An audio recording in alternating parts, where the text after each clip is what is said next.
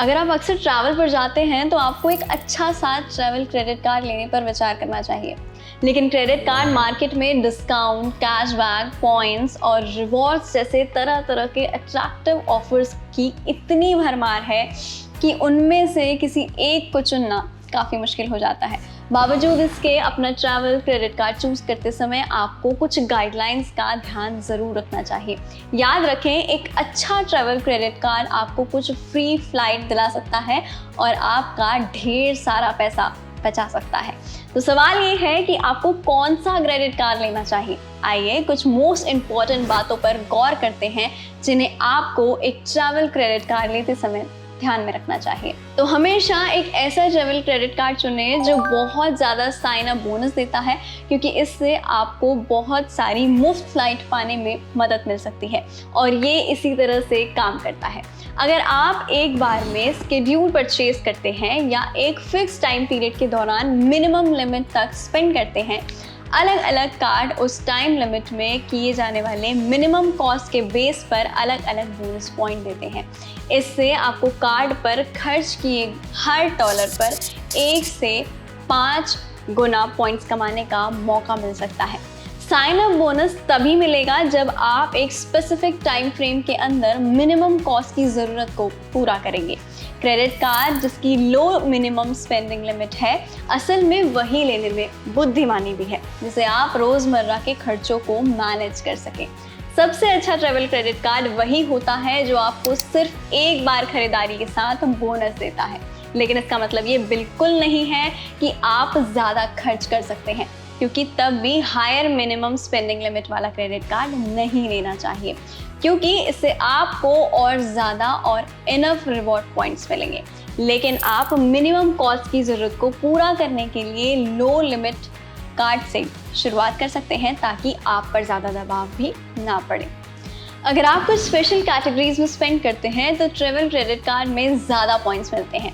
ऐसे खर्चों में रेस्टोरेंट में डिनर करना, ऑफिस में खर्च या फ्लाइट का किराया। इसके अलावा यदि आप ब्रांडेड ट्रैवल क्रेडिट कार्ड लेंगे तो उस पर्टिकुलर ब्रांड की खरीदारी करने पर आपको एक्स्ट्रा पॉइंट्स भी मिलेंगे।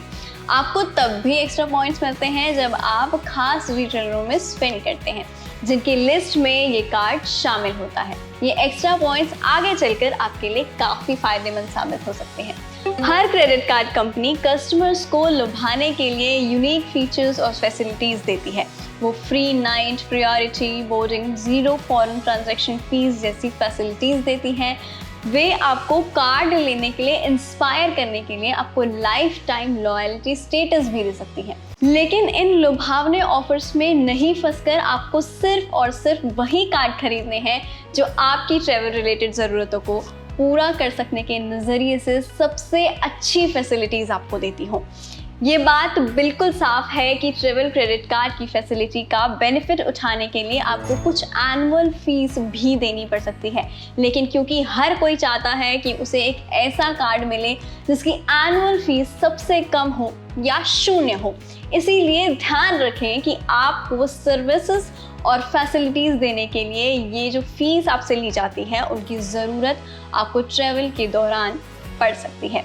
फीस बेस्ड कार्ड आपको एक बेहतर रिवॉर्ड प्लानिंग देंगे जिससे आपको ज़्यादा तेज़ी से पॉइंट्स इकट्ठा करने में भी मदद मिलेगी, जिसके बदले में आपको बेहतर सर्विसेज और ऑफर भी मिल जाते हैं। जब आप फॉरेन का ट्रैवल करते हैं और अपने क्रेडिट कार्ड का यूज़ करते हैं तब आपसे एक फॉरेन ट्रांजैक्शन फीस भी ली जाती है।